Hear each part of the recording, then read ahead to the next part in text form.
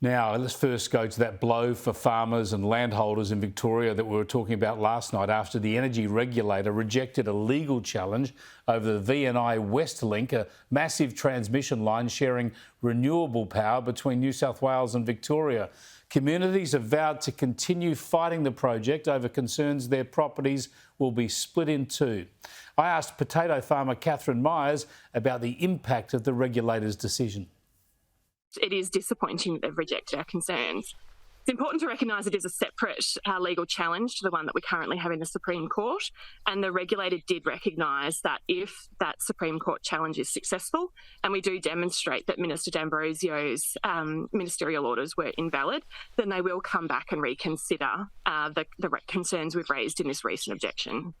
Yeah, so you've got this court case going in the Supreme Court. Have you got any idea of how long that will take? And could that knock the project out altogether or just force them to reconsider? Look, it's a really important step in what's going to happen. We're hoping that we'll have a response by about Christmas time, as there is a lot of law to go through, and it is the first time that this particular legislation has been challenged. And so the judge really needs to take good time to consider what's going on. We are very hopeful. I mean, the recent developments that AEMO have taken with VNI West and WRL demonstrate that there is no way that these projects would get up under the RIT framework if it were to be repeated. So we're very optimistic that if a legal challenge is successful and it does go back to that RIT process, then a very different project will come out of it. Tell us why you're so upset about this, why landholders are so keen to knock this project over, because people sitting in the cities might think that transmission lines going through farming properties, it shouldn't be much of a problem, especially if you're being paid something for the privilege of hosting them. That's certainly what I always thought until we went through the process. I really used to think it was just an aesthetic thing. You know, people didn't want to look at renewable energy projects or at transmission lines. But since we've been involved in this project, we've really discovered how restrictive the rules that the owner of these transmission line easements can put in place on how we operate our farms. So we're an irrigated potato farm here.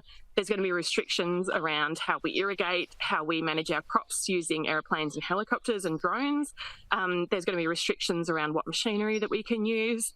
And even as I discovered today, even fencing is going to need a permit around these transmission line easements. So it's going to be very, very prohibitive and very clunky process in how we manage our farms into the future. Yeah, it's a hell of an obligation given it's your land. You own the land freehold, and yet these conditions are put on everything you do. Now, tell me, apparently the company involved managed to get unlimited access to your property with a gift of a $500 gift voucher to you, and you weren't aware of this. Are there tactics like this commonplace in the area, and were other people similarly fooled, I suppose? It's incredibly frustrating. So about 3 years ago, our land access agent came out and said, look, we can give you this $500 gift card. We're just going to come and, we may not even do surveys on your farm, but we might, walk across it or do something. And I didn't think too much about it, but my father-in-law went through the documents and sort of thought, oh no, actually this is completely free access to our farm for 4 whole years for a $500 gift card. And so that was for surface surveys, but also invasive surveys where they could come on and dig a 1 metre by 1 metre by 1 metre hole anywhere on the farm that they liked. So I was very lucky that our father-in-law picked that up and was able to stop the process. But yeah, people certainly got caught by it.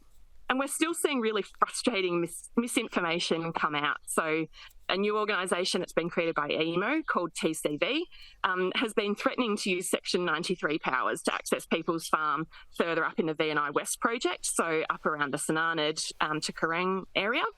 And they don't have a transmission licence. They have no capacity to use those Section 93 powers, but are still threatening people with them. It's an incredibly frustrating process and really damaging to people's emotional well-being. I bet it is, and this is the sort of battle that's going on right around the country at the moment. It is. They're proposing 10,000 kilometres of transmission lines to be built in the next decade. So we've got 1.5 kilometres here, so there's another 10,000 farmers out there who are going to be going through what we're likely to be going through, what we're currently going through.